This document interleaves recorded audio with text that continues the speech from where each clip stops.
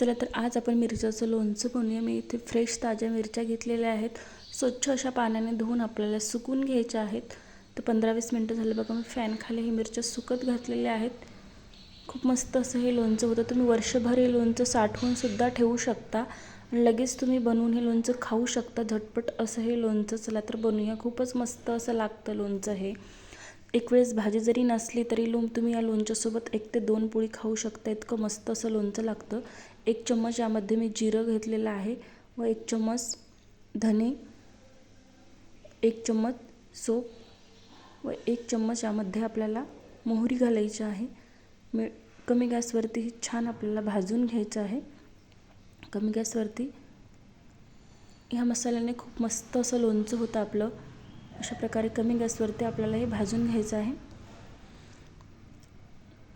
जर आपल्याला वर्षभर जर लोणचं साठवायचं असेल तर मिरची निवडताना लोणच्यासाठी जाड मिरची केव्हाही पण निवडायची।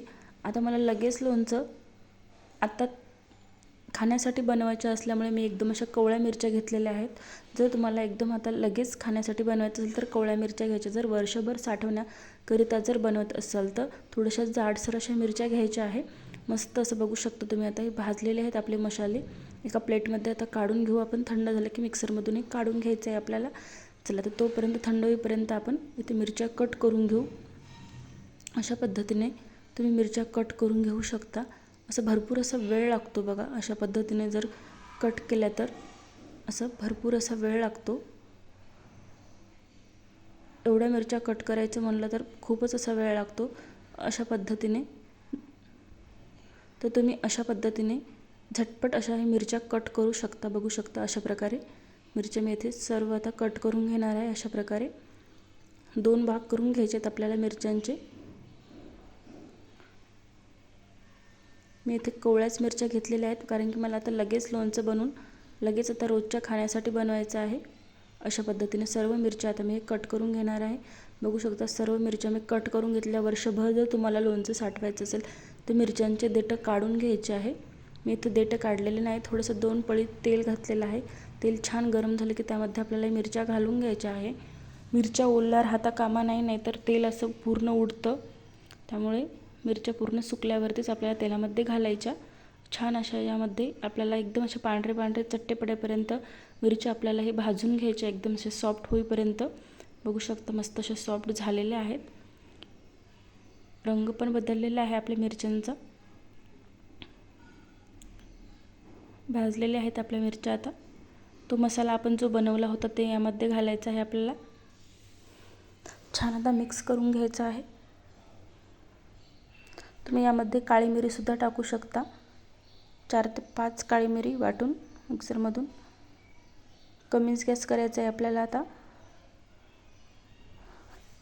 कलर बघू शकता किती मस्त असं मिरच्यांचा लोणच्याचा आलेला आहे।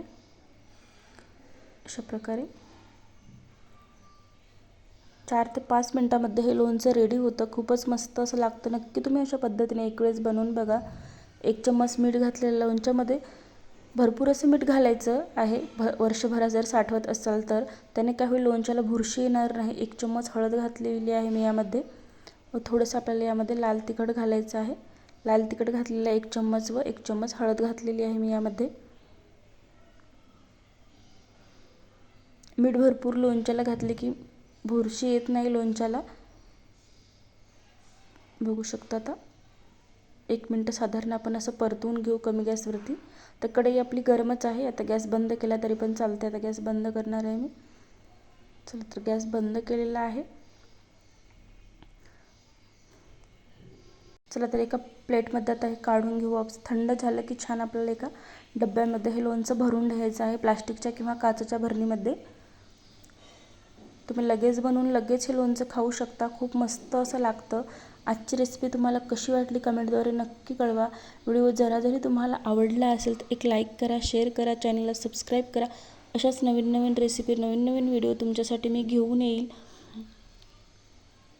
खूपच मस्त असं हे लोणचं लागतं। एक वेळेस तुम्ही भाजी बनवली नाही किंवा बनवणं झालं नाही, भूक लागली असेल तर तुम्ही हे 2 मिरच्या सोबत पोटभर असं तुमचं जेवण होईल। इतकं मस्त असं हे लोणचं लागतं।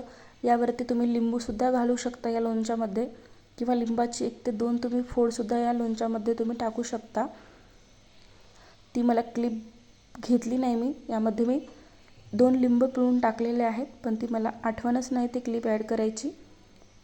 त्यामुळे तुम्ही लोणचं बनवलं की त्यामध्ये लिंबाचा रस किंवा लिंबाच्या फोडी घाला नक्कीच. बघू शकता किती हिरवंगार असं लोणचं आपलं रेडी झालेलं आहे. कलर बघून तुम्हाला समजतच असेल की लोणचं आपलं किती छान असं. हे दुसऱ्या दिवसाचा फोटो आहे. बघू शकता दुसऱ्या दिवशी लोणच्याचा व्हिडिओ घेतलेला आहे मी. बघू शकता किती हिरवंगार असं लोणचं आपलं आहे. बिलकुल असं काळं पडत नाही. त्यामुळे मी मुद्दाम दुसऱ्या दिवशी व्हिडिओ केलेला आहे लोणचं काळं वगैरे पडलं का बघण्यासाठी.